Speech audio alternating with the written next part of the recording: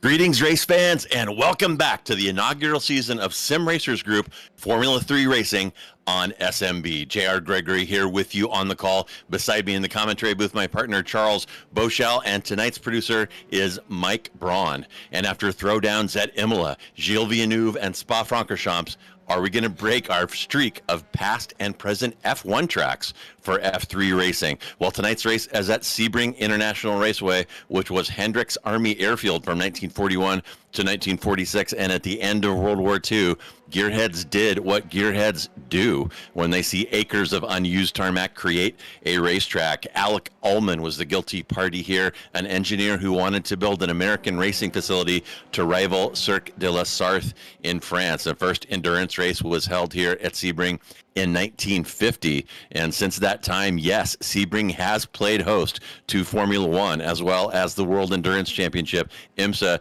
Trans Am, and many more. Today's configuration, 3.7 miles and 17 corners. The record of 141.800 was set in 2019 by Kobayashi in a Toyota LMP1 machine, and that record safe, I think, for the time being. Charles, these F3 cars and their drivers have been performing beautifully so far this season, and tonight they have to deal with the unforgiving concrete blocks of Sebring. So what are your keys to tonight's race? Yeah, JR, it's going to be a great race. This is a great track combination to go with this car. And for tonight, 3 that I've kind of pulled out. You got to be brave through turn 1. It's one of those corners I like to call almost flat. Is if you get the line just right, you can basically just take that corner flat. Otherwise, it's a little breeze to get the car stable through the corner, but it's still very, very fast. Secondly, you got to be smooth on the brakes, especially in turn 3 and turn 7. Those are going to be prime passing opportunities. And then finally, be respectful of the bumps in Sunset. You can take that corner with a great rate of speed. You're going to be coming down the Ullman Straight, going into Sunset, but you want to be smooth through there. You want to keep that momentum going so you can get a good run back down the front straight to start the next lap, and that might be a good prime drafting, overtaking area. Is that run down the front straight into turn 1. So that's what I'm going to be looking for tonight. And folks, if you could not tell from that enthusiastic overview there by my partner, he is a big fan of this track car combination and put down some pretty good laps out here on the lead into this. My laps nowhere near, and of course I didn't ask Mike Braun to join me. He is the 3K rated driver, and he would have handed me my ass as usual. But some pretty good times stacking up here in practice so far. A 1:54.8 already for Skylar Vicroy, which is shocking, Charles. That track is roasty hot. We're using Freedom units here, so I'm not as familiar, but 127 Fahrenheit sounds pretty hot to me. Yeah, that is really hot, and I had the great pleasure of going down to Sebring for the final Super Sebring event in 2023, I believe.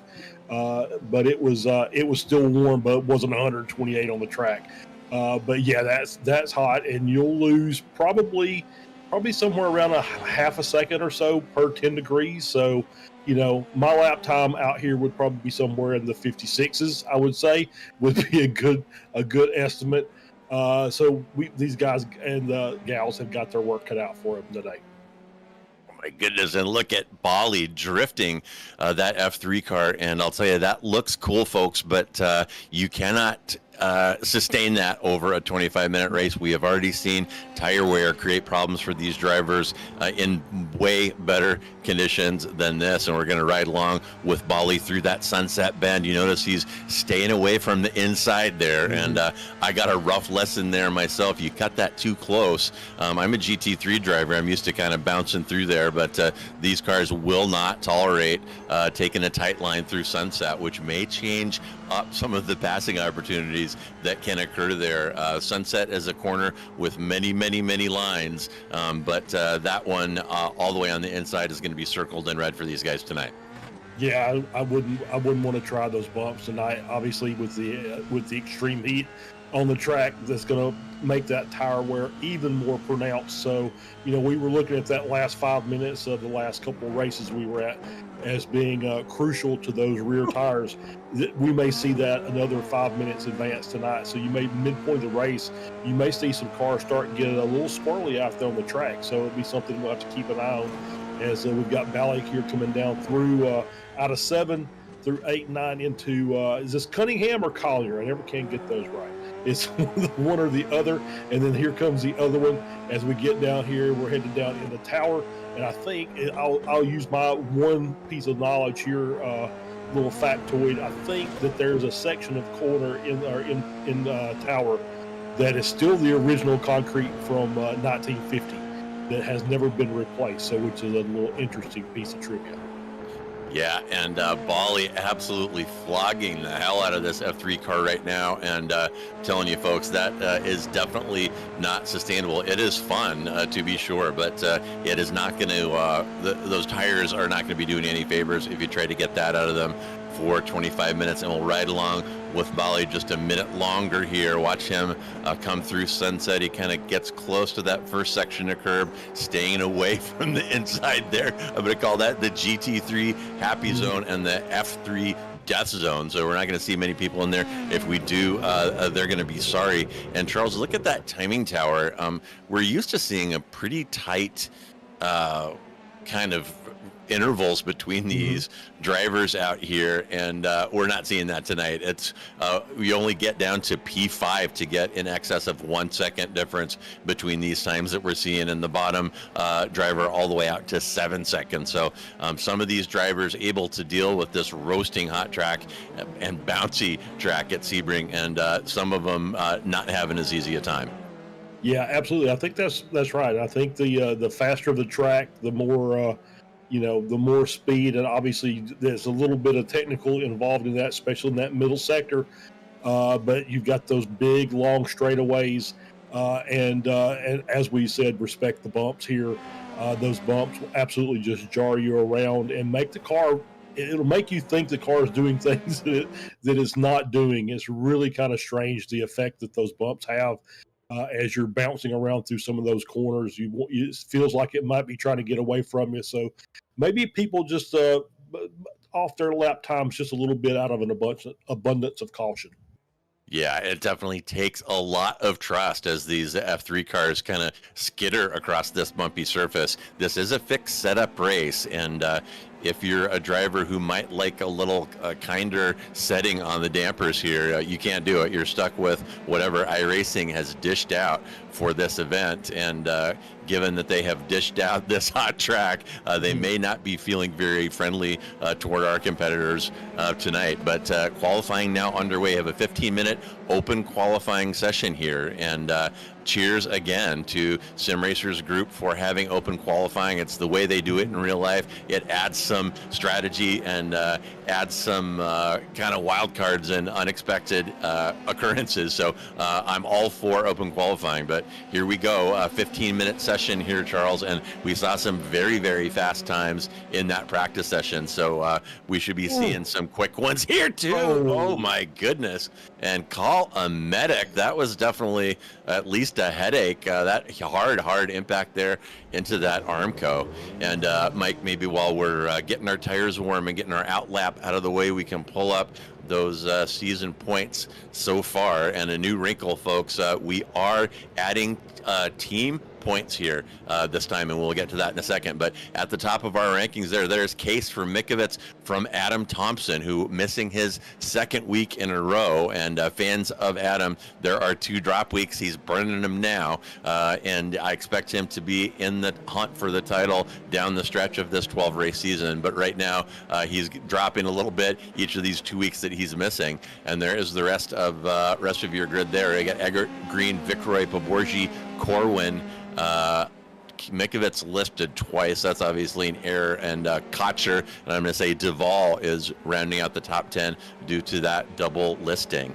And we'll scroll that on down, and that is going to cover our entire 38 car field. Few folks there at the bottom not scoring. And here are your team standings, and I guess I should have paid a little closer attention to the teams when we were looking at the drivers. But teams pretty tight up at the top there, Charles. The top 5 ranging from 166 down to 105, and who the heck is SRG6 leading with 166, followed by the Slow-Mo Bros Green Posada. Oh, I like that. Vibes-based racing team and Team Egg Tran.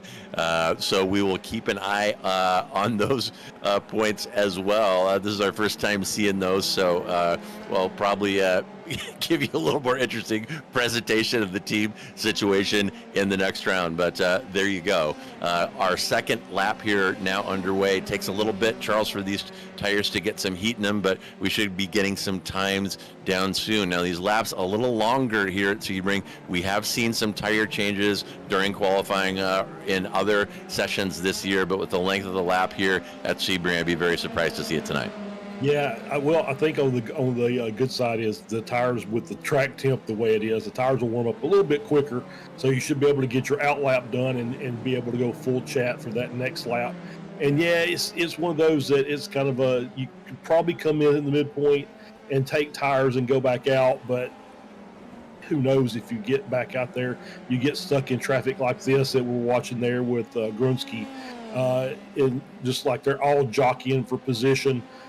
Faster cars trying to work their way through. So it's going to be, none of these guys are going to be happy with this lap that they're working on now. So they're going to hope that they get a little separation between themselves for that next lap. Obviously, you do want to have a little bit of draft help if you can get it, but you don't want it to a point to where it's going to hamper you further on through the lap. Yeah, and once again, we see these guys kind of pouring out of the pits at the very beginning of qualifying. And I think if I had a driver in this race, I might counsel them to take a breath and create some space in front of you instead of having to fight that traffic. We saw some pretty aggressive driving there for what was really the first lap that was going to count in a 15-minute qualifying session. But those times starting to come in. Eggert's put down a 1:56.2, and obviously we're going to see those times drop considerably as these tires get some heat in them. But right now it's Eggert from Green, from Lebivi, from Corwin, from Poborgi up front, and 10 minutes to go. Yep, and we were just looking at Cardenas, who went wide coming out of, I believe that was out of turn 1. So he's already messed his lap up. So after reset, he'll kind of just work his way through at a slower pace to try and keep some tire life in those tires. As we're now here with Brashear, who is just came through. I don't see he does not have a lap time yet, so this is his. This will be his second flying lap, so I think maybe off track. Yeah, he got a couple off tracks on that first lap, so he'll be looking to find the gray stuff for the entire lap this time. These curbs, I don't think are going to unsettle these cars too awful much. I think the bumps are going to do most of the damage tonight.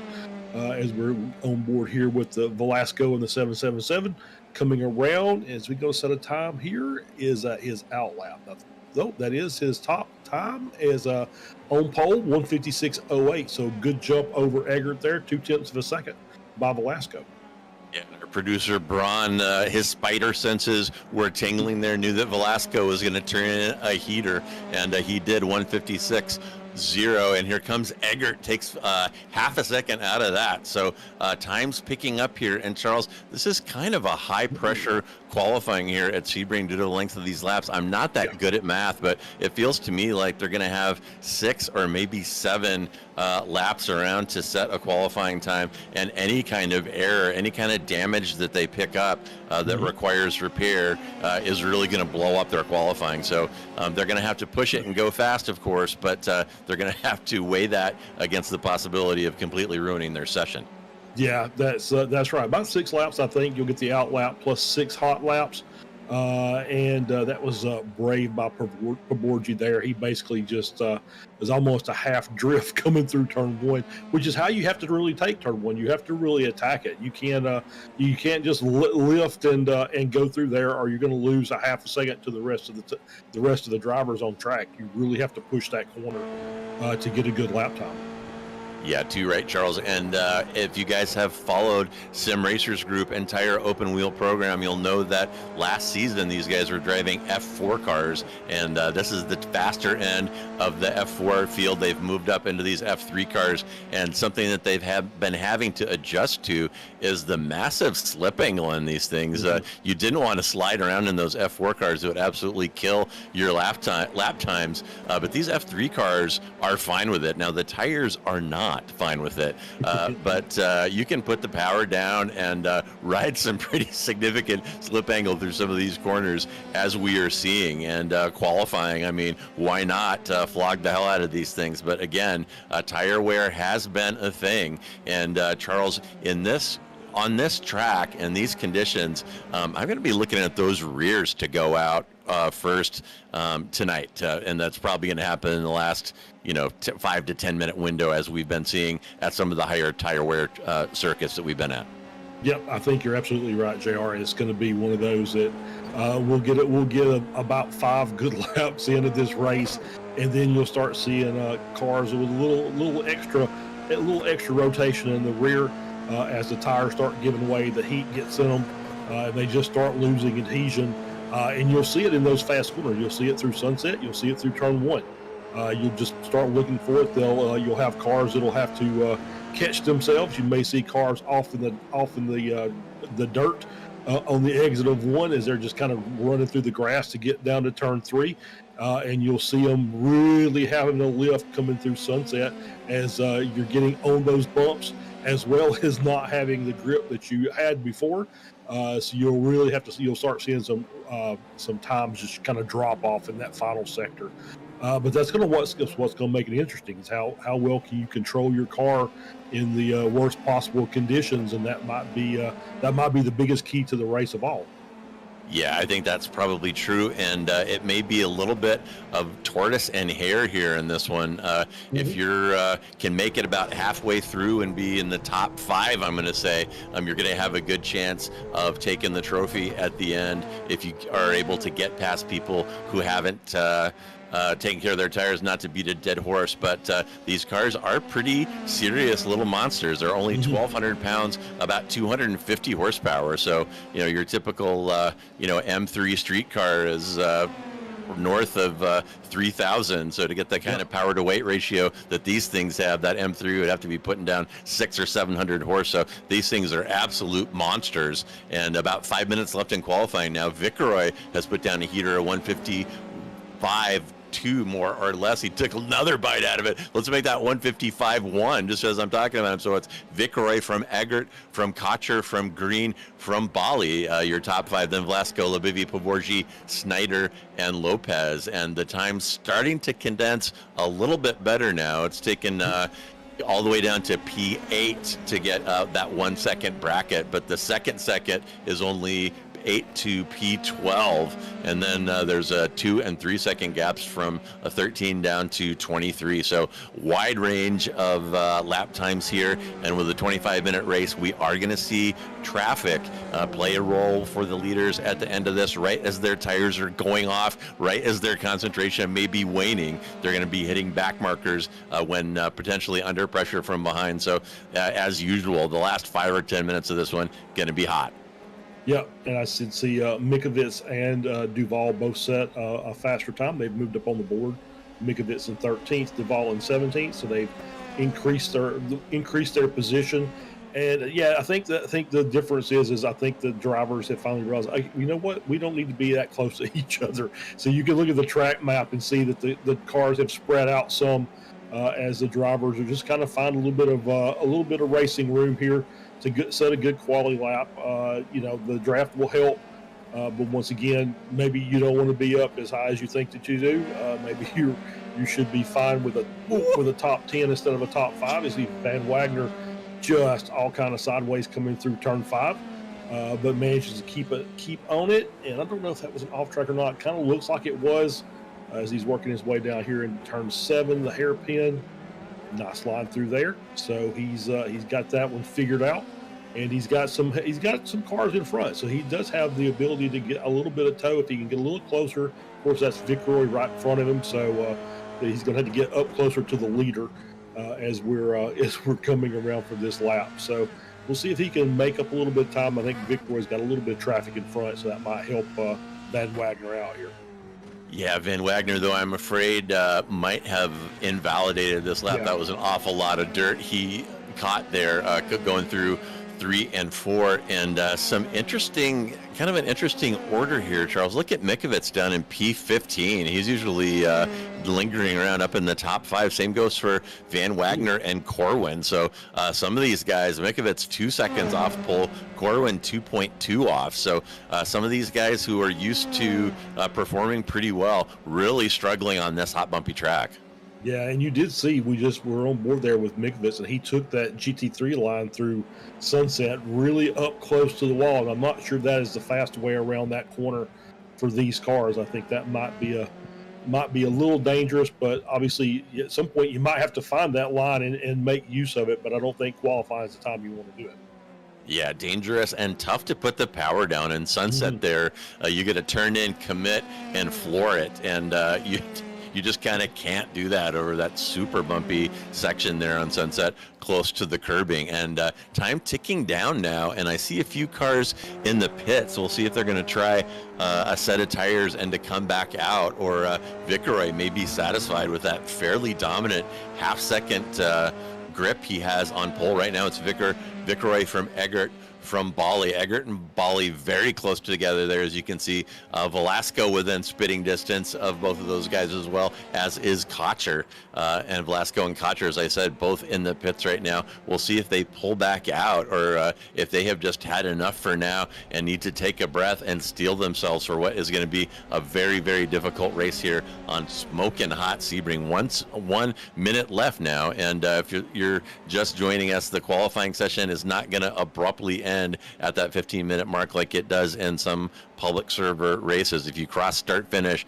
before the timer hits 15, you'll get to finish that lap that you're on. So we're probably looking at a 16 or 17-minute qualifying session here. So we're watching Chris Cook coming through Sunset, leaving a little bit on the table. I usually like to use a lot more of the exit there, but Cook taking a kind of a conservative line, and we'll see what he does here in turn 1. And Charles, I'll tell you one thing I'm looking forward to in this race tonight: contested entries right there, side by side action into turn 1. We are gonna see it. It may not always be pretty, but some of these guys are going to be attempting to make a move right there coming off the pit straight.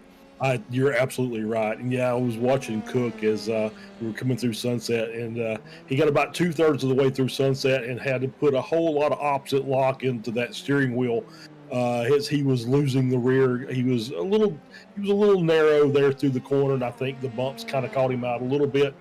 As we're now on board here with Molina, a lot more. That's a better line through there, a little bit wider there through the exit. As you said, left a little bit on the table, could get a little closer to that outside wall, but still overall pretty good lap. And he's in P25 as qualifying is now past the 15-minute mark, and so these are the last of the flying laps.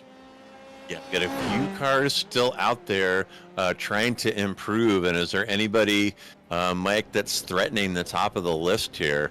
I want to say no. Whoa! And right then and there, ask and you shall receive. Justin Snyder takes a huge bite out of his previous quick lap and jumps all the way up to P2, only 3/10 back of Vicroy. Now it's Vicroy from Snyder, from Poborji, from Eggert, from Bali. So Justin Snyder grabbing the bull by the horns and making something happen on that last lap. And just a couple more cars here. Looks like the 92, the 3, the 13, and the 76 here still circulating. And on that list, I don't see anybody threatening really the top 10. We'll hang with them, though, and see if they're able to improve on their positions. And that's a nice line. I like to get nice and close to that cone there so that you can really use the exit, which Duvall really not doing there, but does manage to move up. Looks like he moved up 2 or 3, took a couple ticks out. And here is Mikovits, and definitely, as I said,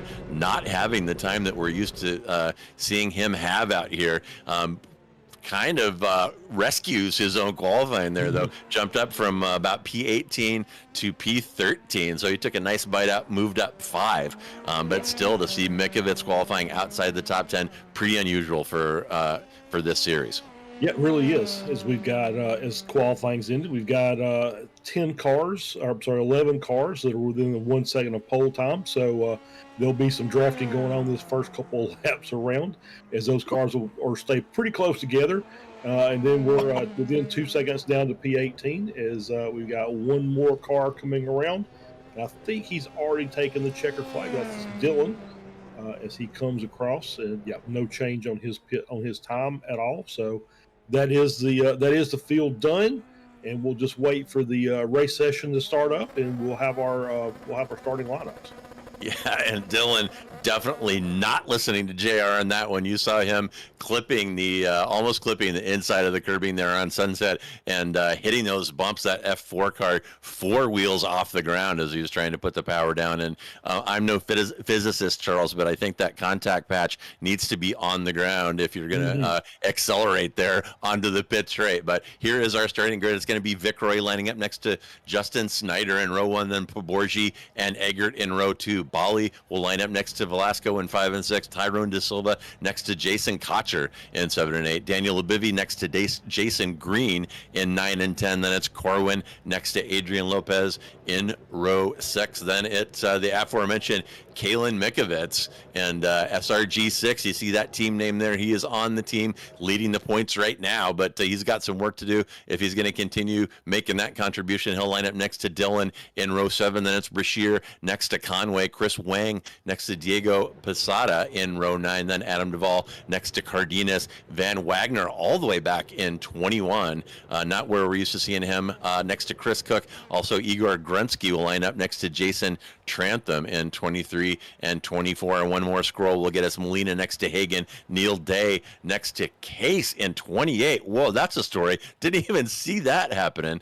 Wow. And Ambriette Hyde there, she was probably just out for practice, probably not going to grid up. But what on earth is Case doing all the way in the back of the grid? Well, because he didn't set a qualifying time. So I don't know if that's just he did that because maybe he didn't get enough practice. He felt like starting in the back was going to be better, or if maybe there was some penalty that we don't know about that maybe got handed down, got a qualifying ban or something. I don't know the penalty structure here, but either way, he's going to start from the back, so it's going to be the last to first challenge tonight for Case. Well, folks, I've got that YouTube chat in front of me, so if you know the answer to that question, let me have it. But we are underway. Viceroy gets a smoldering start off the line, pulling away already. It's Viceroy from Poborgi, from Snyder. Poborgi managed to jump Snyder up into P2. Chris Eggert falls behind Bali. There's a little bit of shuffling going into turn 1 here on cold tires. We're going to go side by side into turn 3, 4, and 5 and head on to that first short straight section, heading into the hairpin for the first time. I see cold tires now and 25 minutes ahead. Are people going to exercise patience? Are we going to see our first couple of incidents here, Charles, under braking into the hairpin? So far, it looks like it's pretty clean. We do have a couple of cars that have fallen to the back. That's Mikovits and Conway, They're all the way back in the back. Look like they had some off tracks and did not see contact. So we'll just say they maybe just missed the corner. And so they had to just drop back and rejoin the field from there. So they will have a little bit of work to do. A little bit is an understatement. Mikovits losing 13 there, Conway losing 11, and Jason Green dropping 18 positions after pushing his way into the top 10 and qualifying. Green, has got a bitter taste in his mouth right now. And meanwhile, up front, it is Poborgi, or Viceroy from Poborgi from Snyder. And here we're going to see a little whoop. And there was contact, and oh my goodness, that is Green spitting body parts off, and we are in the big leagues now. Damage is on, and oh my goodness, and so the 77 car. Yeah, that's what started as a minor incident. Conway either not getting the yellow or not heating it, going through there hot and collecting green. So that's what happened to those two, and they are going to have to head back to the pits for repairs. And with a hard hit like that, it could be more repair time than is left in this one. So that could be a race-ending incident right there on lap 1, and you hate to see that happen, Charles. You do, and I just kind of thinking back, it was Green did get a little loose and had to catch the car coming out of the corner. Oh, there's another contact there. That was I think that was a Lego car, and I don't remember the number, but I do remember the livery. As you see the contact there, just pushed wide, and there was a car on the outside. Did not see him. That's Bali in the 45, just in front of the Lego car. That is Velasco, maybe. So, no, 347. Snyder is who that was. They just pushed wide, did not realize that car was on the outside, then contact made off the track. But going back to the Conway incident with Green, he came in really shallow on that corner, the corner entry for turn 3, and jumped the curb and just kind of bounced. And basically, once he hit the ground, the brakes locked and slid into Green, and that was enough for Green. I think he has left the surfer. I think he's done for the day. And that's kind of predictable. That is a huge hit and damage on, as I said, unlike the F-4 series. So definitely could have been terminal damage by a couple cars here. Taking a look at Justin Snyder, speaking of that Lego car, and Snyder feeling racy and elbows out, having chucked one of his competitors into the grass coming out of turn one. So Snyder has moved, actually dropped 3 positions, qualified in P2, lost a couple, and looks like he is in a hurry to get those back. You're watching him right now with Velasco ahead. Velasco will move over, seeing Snyder coming in hot there, and doesn't want to give him that free toe off of the Ullman straight, heading into Sunset. And the inside line there, you see that Lego car kind of hanging the ass out, and yeah, definitely looks cool. Feels good to pull it off, but is that sustainable for the next 20 minutes, Charles? I don't think so. I don't think so either. I saw one of the cars come through there at the end of lap 1, and basically all 4 wheels off the ground as they just kind of hit that bump on the inside. And that, as you said, that is not the preferred way to get around a corner. You have to have the wheels making contact. So see, that's the 77 car on the outside. I think that's Conway. And that might be him coming out of the pits. He does have, I think he came in and used his fast repair, which is available to these drivers. So even though damage is owned, they do have the ability to come in, take the fast repair, get back out, and maybe make up a few positions just as a recovery type drive. So it's not a total loss, which I think is good. I do like that sportsmanship. We see the 77. Yeah, he just could not get the car to turn the corner. And so he finally just stops and says, all right, okay, now we're going slow enough to the wheels will get me around Sunset, and I can get into the pits, hopefully. Yeah, that's a very slow lap back to the pits. So he came in, took his fast repair. As you can see him up there on the outside of the of turn 1. So we see the Chris Wang around with a little half spin there through turn 3. It's one of those heavy braking zones that is a good place to pass, but you have to have you can't be locking the brakes up there. You have to be smooth on those brakes through that corner. And Wang on the paint there, and I've been kind of wondering with this new tire model, they've made those lines a little slicker. In my own experience, I've been caught out a couple times trying to brake heavily with one tire on the painted lines, and that may be a little tweak that iRacing has done. And Charles, thanks for that correction. I didn't realize that fast repairs were available here. So there's no terminal damage, at least for your first crash. Yes. So you can go back, get that car repaired, and get back out and underway. And we're going to ride along with Poborji bouncing over those bumps in turn 1. You see him catch a little bit of a slide there, and he has reeled in Vicaroy. Vicaroy looked like he was going to drive off initially, might have had a little bobble, and Poborji all over him now. That is a 4/10 gap. The two of them driving off. Back behind them, about to the tune of about 4 seconds, is Bali, and he's pulling Velasco behind him about 7/10 of a gap. But Vicaroy seeing some pressure now. It looked like he was going to get away easily. He certainly performed well in qualifying, but Poborji not letting it happen, and Poborji needs to stick with him here in this interior section of the track to make sure he is within drafting range when he gets back on that straightaway. Charles, I've heard you say it's a second, 1.2, and the closer you are, the better the draft. So I'm going to say it's maybe 0.7, 0.8, the sweet spot to really close down that distance. And we'll see what happens with these two. We're coming on to the Ullman straight now. I believe. Oh no, not quite. We're heading down into the Le Mans section, and we have seen. You're picking of curbs earlier, and we have seen some of these high downforce cars get into trouble with the kind of shark tooth edges of these curbs in this section, particularly a couple big wrecks in IMSA, but so far so good for these guys. Now we are on the Ullman straight, and if you heard my history lesson at the beginning, that is named after Alec Ullman, the designer of this fantastic track, and looks like Vicaroy is going to cover the inside there at least briefly, and goes back and takes the normal entry, but Poborji all over him now, 3/10. Watch that gap on our timing tower down to 2. Poborji is definitely going to have a run here down the straight. Is he going to challenge Vicaroy into turn 1 this time? And we're going to see real soon. And he's kind of looked to the inside and kind of backed out of it.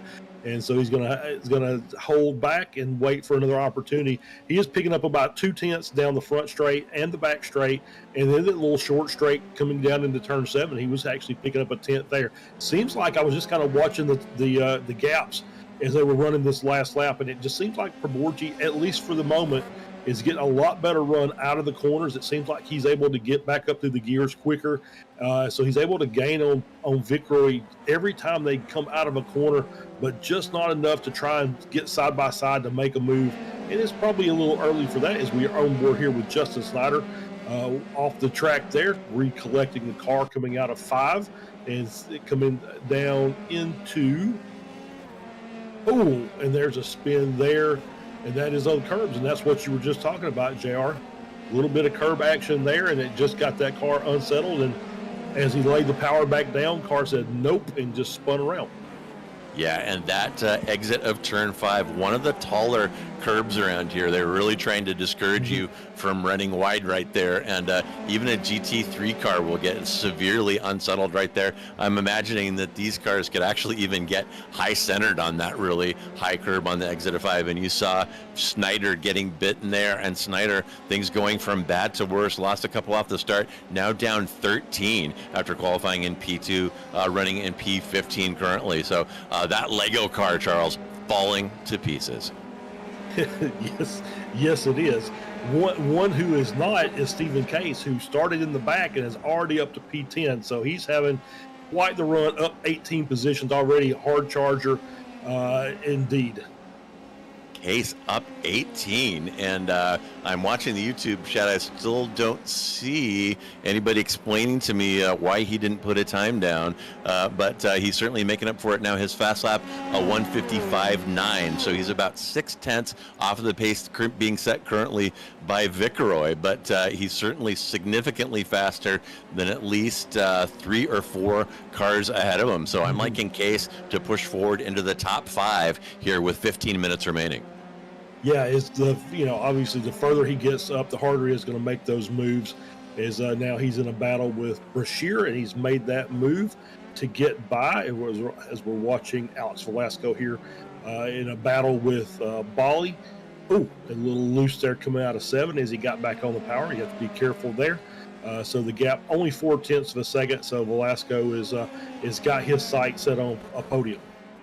Yeah, and Velasco looking really racy there, showing his nose, going into that hairpin, wants to remind Bali that he's back there and getting Bali driving in the rear view. And you know that it can be a strategy just to keep applying pressure to force a mistake. And I'll tell you, Charles, Sebring is a great place to force a mistake. When you were driving out here alone in practice, it is a high stress, high anxiety situation, especially with these tightly sprung Formula cars. And riding along with Velasco now, we'll see him come through Le Mans, see what kind of an exit he gets right here. So critical to put the power down clean out of Le Mans onto the Ullman Straight, and you can watch that gap dropping down to 0.5, and Velasco pulling over out of the slipstream right now. Maybe he wants to save his move here for turn 1, and we'll see.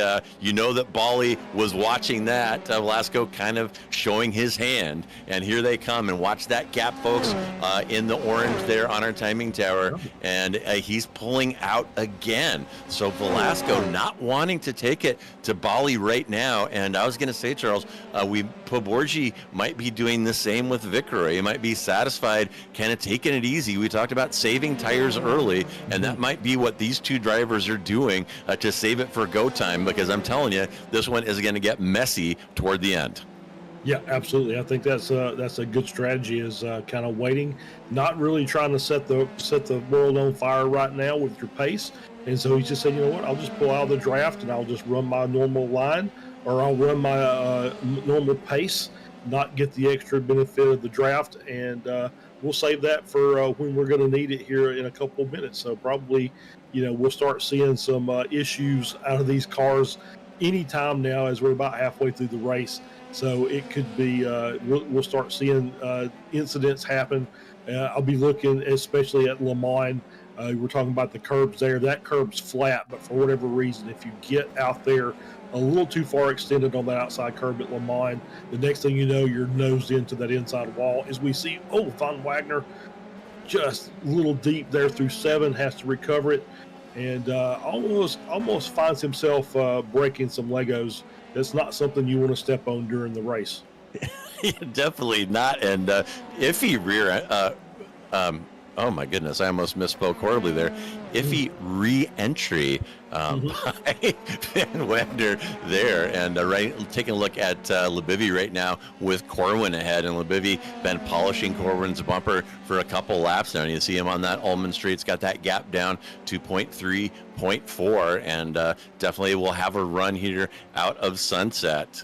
He said cautiously, not wanting to lay down the commentator's curse. And you see Lebivy a little over rotation there. And oh my goodness. So I made the commentator's curse, commented on the commentator's curse, and there it was as Lebivy gets all kinds of loose through Sunset, manages to save it, but those tires are screaming right now. He's going to have to take a breath to get any kind of traction back. And good news, Stephen Case coming up behind is going to want a piece of him within the next couple of laps. Yeah, Stephen's on the charge. He's back up to P9, and he's right behind Lopez there.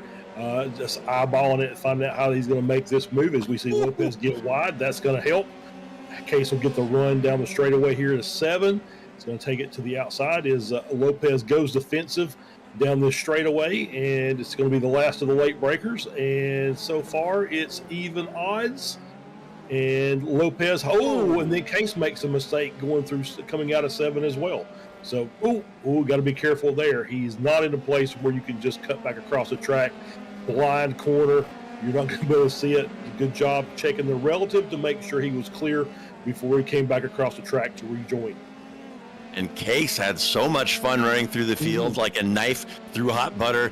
He is going to do it again. And that bobble going into the hairpin there. This outside move here, Charles, is doable. But Case trail braking a little bit too aggressively there. You see that F-3 car spin, and Case taking a breath. He doesn't want to do this, but he knows he has to, and picks his gap and gets that car moving again. But Case all the way back down to P17 after pushing into the top 10. He's still plus 11, but my prediction of him making the top 5 took a serious hit right there as Case looping it in the hairpin. Yeah, it's going to take something kind of dramatic for him to get up to the top 5. I mean, I think he'll probably get back up to the top 10 in pretty short order, as he's already started to work back up to Duval within a second. So he'll start making that climb once again, and hoping he can keep the car straight as Bally comes through there. Not straight at all. Coming through 3, works his way through 4 and 5, and you can see the tires are already starting to fade on these cars, as now they're just having trouble getting back on the power coming out of these corners.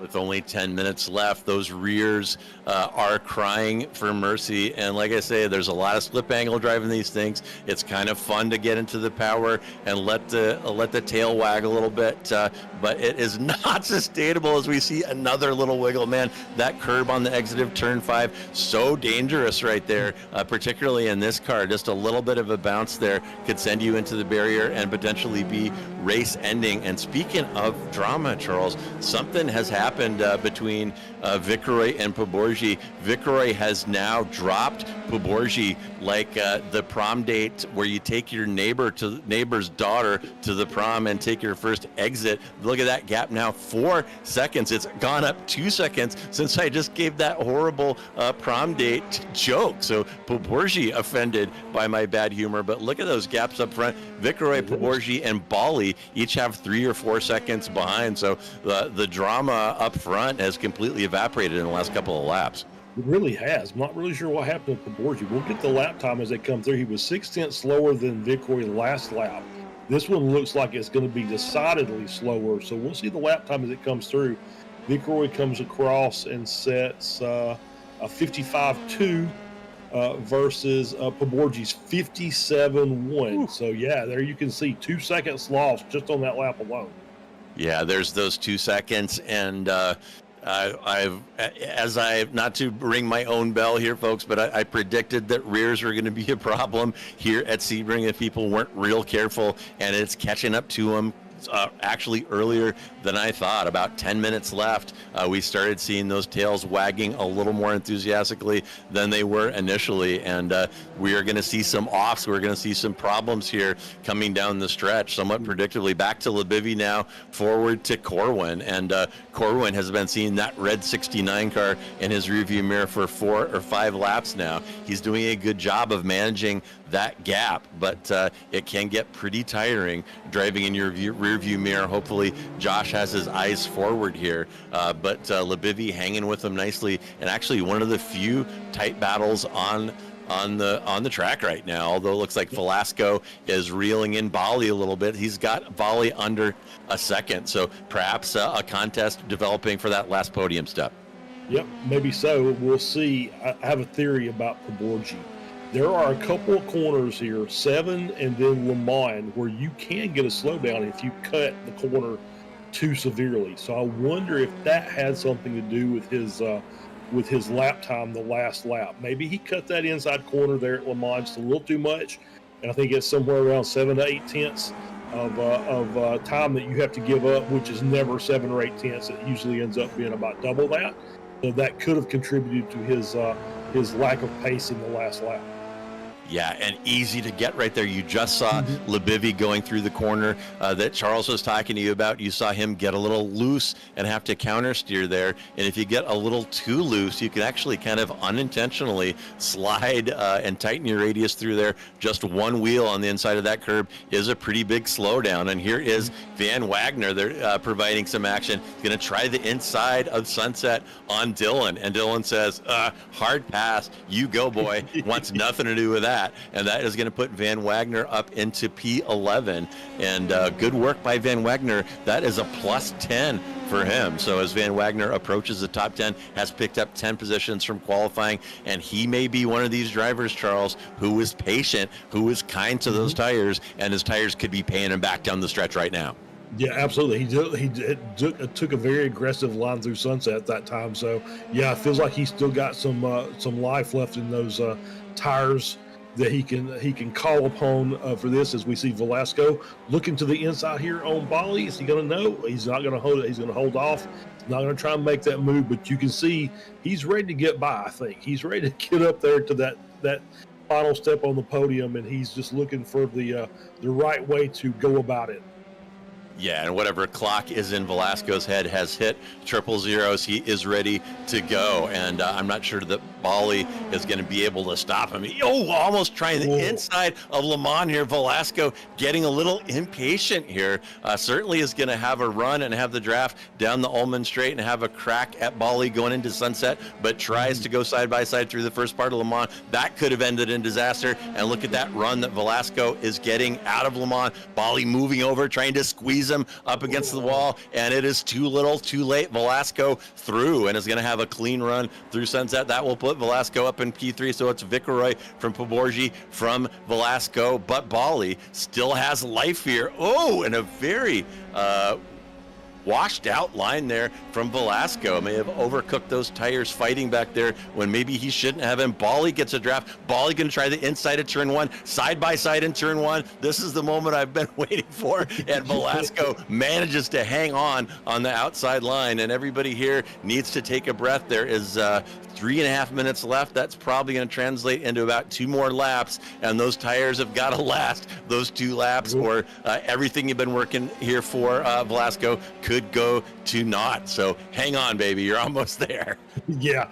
I saw Bali get a little wide coming out of coming through 4 and 5, jumped the curb a little bit, so that kind of stalled his momentum out. And that gave Velasco an extra 10th. And we'll see if Velasco, now that we're in the kind of the technical section of the track, he can pull a little bit of a gap. It was a great attempt by Bali to try to work that front straight to make that move down into 1. But obviously, I think the outside line there, I think, just works a little better for these cars in particular. I don't think you can just take that tight inside line at turn 1 unless you're just really, really brave. And make that stick, as we see Duvall there fighting with somebody. that could not see who that was.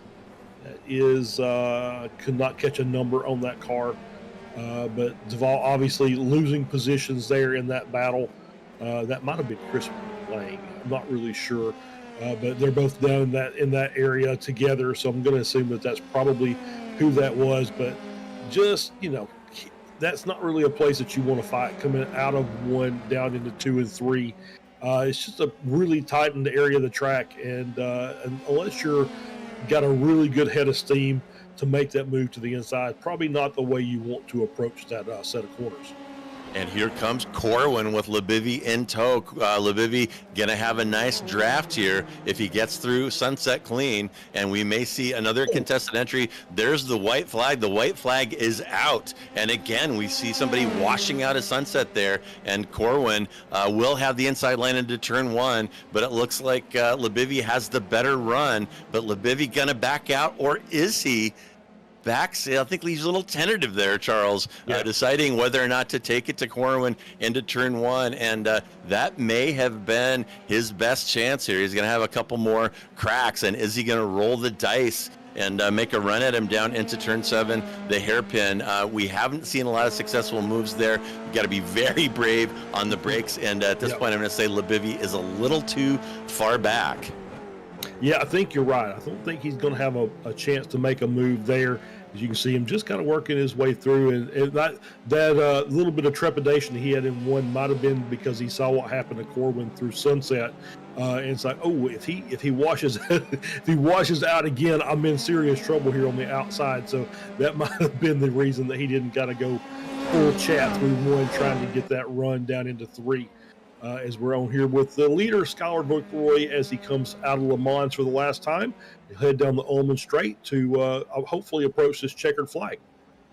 Yeah, Viceroy leading Poborgi now by 4 seconds, and 5 seconds back of Poborgi in P3 sits Velasco. So Viceroy, all he needs to do is roll through Sunset Bend one more time here, turn 17 on a very challenging, hot and bumpy Sebring. But Viceroy, no problem, flag to flag winner here off of the pole, and completely drives away with it. He did get some pressure from Danush at a couple of points during that race, but that pressure was not sustainable, and Viceroy opened that gap up again. And here's that fight between Lebivy and Corwin again washing out of Sunset, and this time Lebivy gonna cash in. That will put him up into P6. So after defending against Lebivy for probably more than half of this race, Corwin finally runs out of traction, takes the wide line out of Sunset, completely washes out, and Lebivy makes him pay. And my goodness, good work by Lebivy, and kind of relentless pressure finally caught up. And here is Trantham and Grunsky here. Trantham trying to make something happen through Sunset, takes that bumpy inside line. You see him struggling putting the power down. Almost has something going there, but not quite. Oof. Very close finish between those two cars. And folks, these guys are fighting for P17 there. That was a 4-car fight with about 2.5 seconds between those 4 competitors. So that's just the kind of racing that we get here in these F3 races. They are racing for the marbles in every position, everywhere in the grid, and great stuff as always. So it looks like we've got maybe one more car on course, and we're going to have the results for you. And man, oh man, Charles, what a challenge driving out here on the surface of the sun in South Florida. And these drivers, particularly Viceroy up front, rose to the occasion. Oh, medic! And there goes Neil Day. And that's the end of his day.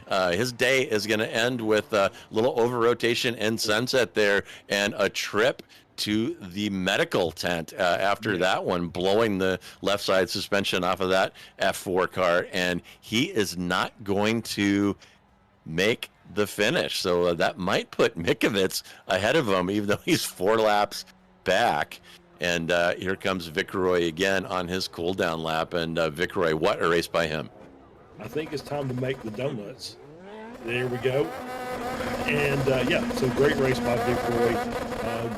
Start to finish win, got a good jump at the start and held on to it. Like you said, Poborgi gave him a good run through about the first half, 2/3 of the race, but Viceroy able to just keep keep the pressure off of his back and just continue to put down solid laps, and walks away from with the win. So congrats to him, Paborgi as well, Velasco, great P3, and Stephen Case did end up 13 positions. I'm sorry, up 15 positions to finish 13th. Yeah, Case on a mission there, and was looking good, as I said, for a top 5, but just overcooked that hairpin one time and had to sit patiently and watch all those hard games positions stream back past him, fought his way back to 13. But there are your results. Viceroy with a dominant drive there from pole will take the win, followed by Paborgi and Blasco rounding out your podium. Then it's Bali, Eggert, Lebivy with that last-minute pass on Corwin, Lopez, Brashear, and Justin Snyder will round out your top 10. And I should be trying to pay attention to those teams, but a little bit too much for my old brain right now. We'll do better next week on that. But Aaron Van Wagner will come in P11, then Dylan, Stephen Case after that double recovery drive from the back a couple of times will be in P13. Then it's Cook, Posada, Molina, Grinsky, and Jason Trantham in P18.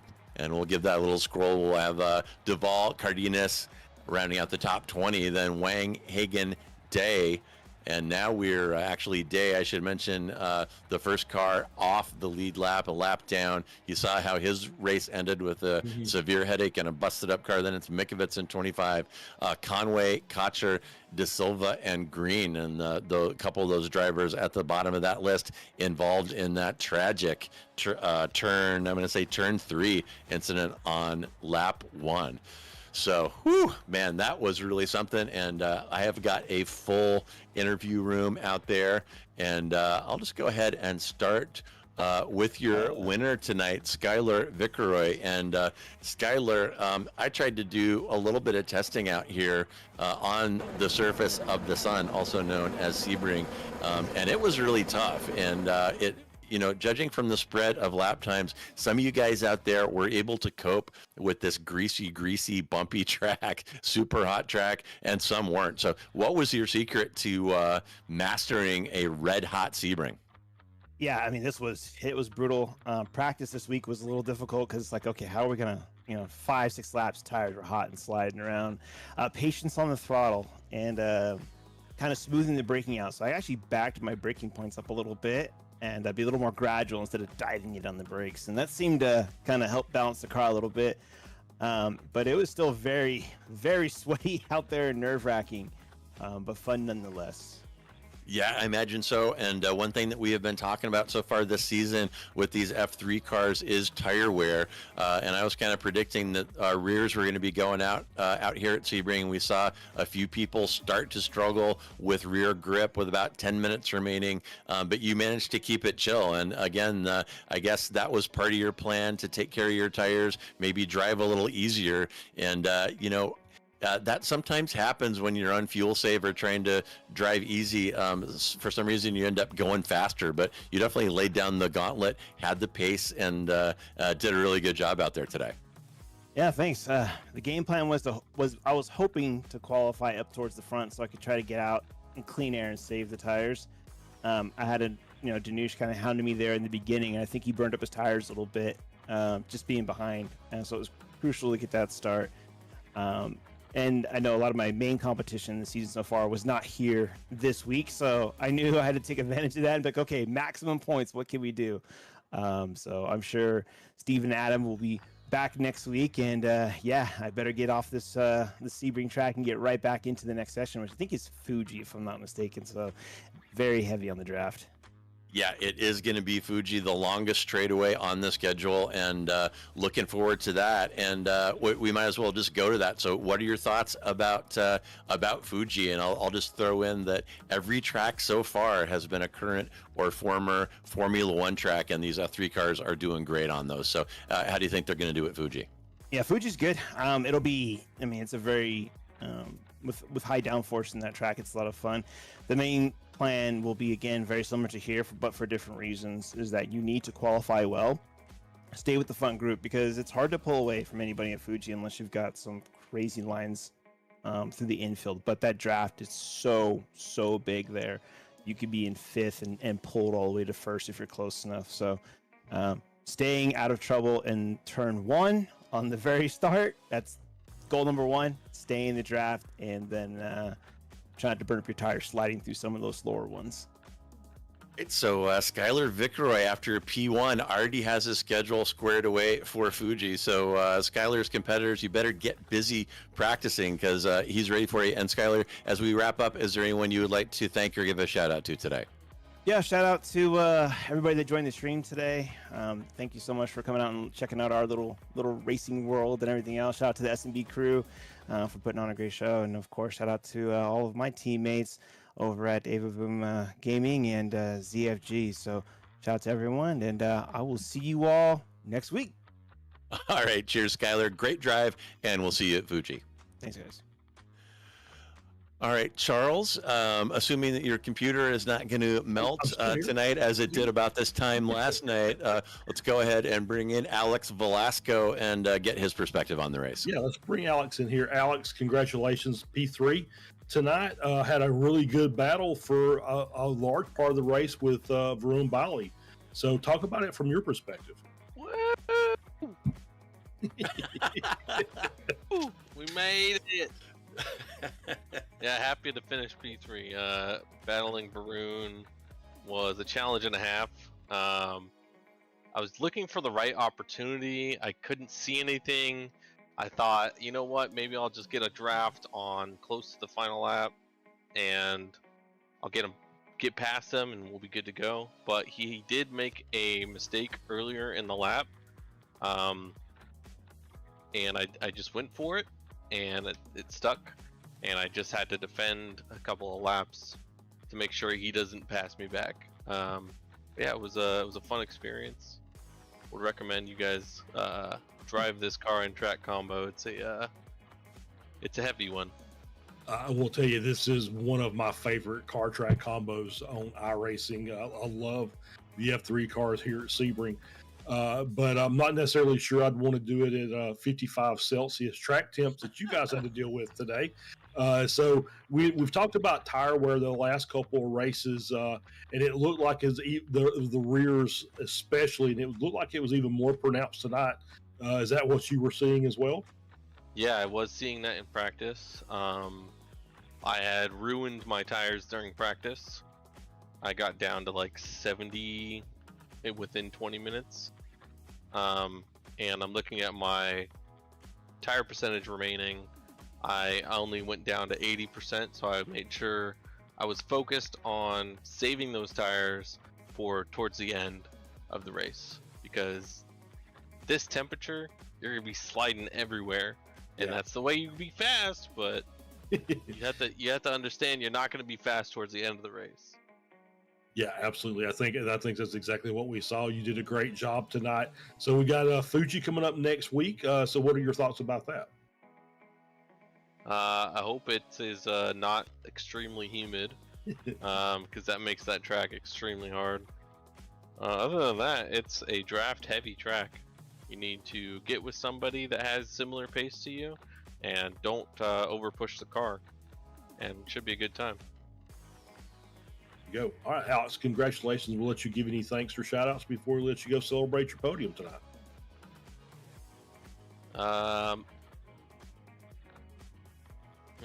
Let's say Jason, because he's a fantastic partner in this team race that we have going. And you, Charles, and JR, and Mike, you guys have been doing an awesome job here. And I'd like to thank my sim equipment for not failing on me.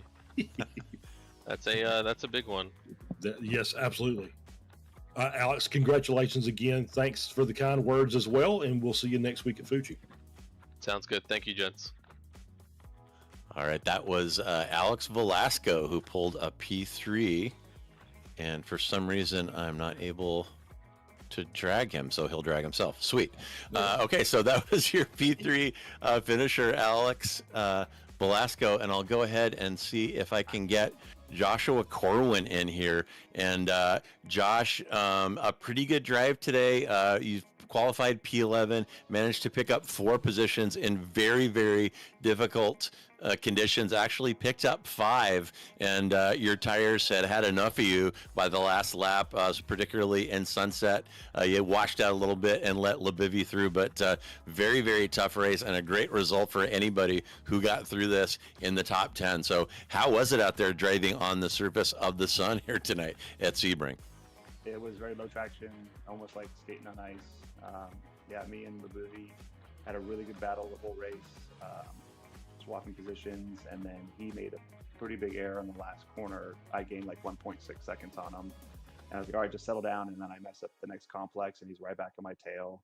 And then I suspected he dropped off for a bit, and he sure enough did. And in the last 2 laps, he reeled me back in and was able to push past to get me for P6. But I'll take P7 in a race like this, and it was a lot of fun.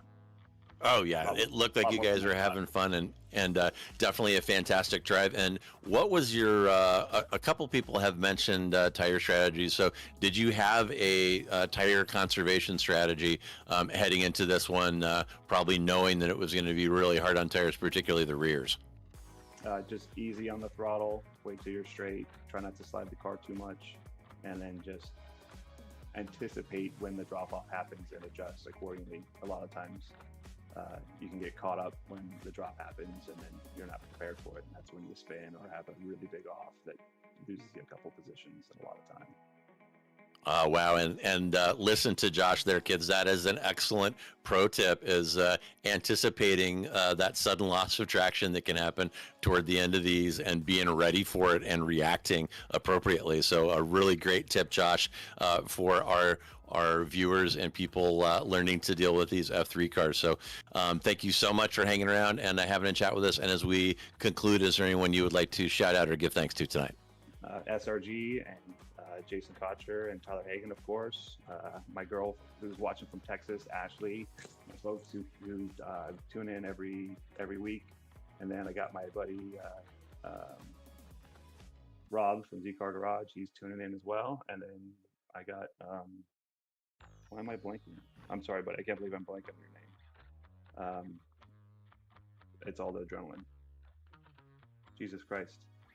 What the hell is my problem? Well, I think Corey. a lot of Corey, people can get Corey. behind thanking that guy. I'm sorry, did you come up with it? Yeah, my buddy Corey. He's gonna give me a hard time for that one. What? He's watching from Seattle. Oh, awesome. Okay, so he is in my neck of the woods, and we had your helmet up for a while, and now your epic picture through the SDK software is displayed on the screen, so everybody can see the man behind the helmet there. So yeah, great drive again, Josh. Thanks for coming in and seeing us, and we will see you next week at Fuji.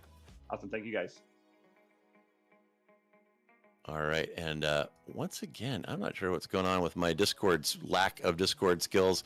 Josh, I'll have to ask you to bail on your own, which he did. And Charles, I have got Chris Wang for you next. Hey, Chris Wang, welcome in. So, rough day at the office, finishing in P21, down 4 positions from the start.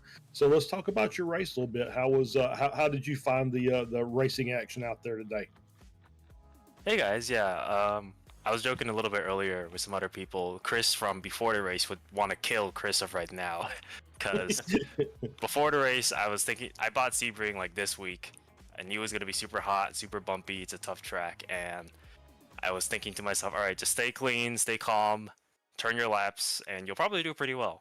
And because a few times during the race, I just, oh, there's a gap. I'm gonna try going into that gap. Oh, that was a mistake. Yeah, that is a kind of a learning process, especially when you're on the track for a very very little amount of time. So now that you've had your go at Sebring, what do you think about it? Not my favorite. Some of it's probably just getting used to it, and the fact that the track was blazing today. But yeah, I can see why some people like it though. There's a lot of variety of corner types and a lot of almost like free-form-ish. That could just be because I'm bad at the corners, but I feel like a lot of the corners have a few different ways of attacking them. So I can see why people like it, but not for me quite yet. Not yeah, you'll get there. Like I said, this is one of my favorite combinations. It does take, there is a little bit of a learning curve to figure out how to drive this, and I'm sure that you'll get it, and you'll be winning official races here in no time. So next week we have Fuji. So have you spent any time there, or is this going to be one of those that it's going to be another learning experience for you? I have spent some time in Fuji in a few different cars, not the F3 yet, but I do generally like it. I am a little bit scared because I found I have a tendency to lock the rears in like heavy braking zones, and there's a few big heavy braking zones in Fuji that are really important. So I'll have to make sure to work on that. Yeah, absolutely. All right. Well, Chris, thanks for stopping in, and we'll let you give any thanks or shout outs, and we'll let you go get ready for next week.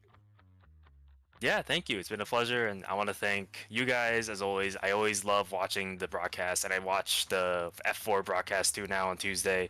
Also want to thank the Captain Kocher, Jason, Tyler, and Alex, the kind of SRG lead admin guys. They do a great job, and love. I used to go in person. Now I'm a full-time drive from home, but there you go. Always love driving with these guys. All right. Well, Chris, thanks again for stopping in, and we'll see you next week. All right. See ya. All right, that was Chris Wang. And good news, folks. Neil Day has been cleared by the Sebring medical staff after that huge shunt out of Sunset on the last lap. Neil, I'm sure you might have a little bit of a headache, but how was it driving on this roasting hot Sebring today? Yeah, it was good. Just keep it, I'm not trying to go 10 tenths. I'm just going like as fast as I can without losing grip. Yeah, well, a solid drive. It's very fast guys out here, very competitive field, but you still managed to gain 4 positions in this one. So work well done, and looking forward at the schedule. Another Formula One track next week down in Japan. We're heading to Fuji. So what are your thoughts about attacking that one? Yeah, Fuji's more technical. But I feel more at home on Fuji because the surface is better. So, and I've done it before, so I'm more familiar. For some reason, Sebring compared to Fuji is always just you're trying to find your bearings on Sebring because the surface is so rough. But on Fuji, it's very predictable. Yeah, absolutely. And Fuji cobbled together from old runways and really more of a sports car track. So very difficult in these open wheelers, to be sure. All right. Well, Neil, thank you so much for stopping by and chatting with us. And as we wrap up, is there anyone you'd like to thank or give a shout out to tonight? Yeah, I'd like to give a shout out to Jason and the entire group at SRG. I always like racing with them. Very nice group of people to race with. All right, fantastic. Well, Neil, thanks again for stopping by, and we will see you next week in Japan. Thank you. All right. Well, that is going to conclude our interviews. Kind of had a clown car set up with a lot of people coming in and talking to us, and we do appreciate it. It does sound like a great group of folks out there, and you can see the kind of community that has bonded together over racing these open wheelers, starting in F4, now up in this inaugural season of F3 racing by Sim Racers Group. So absolutely great to see.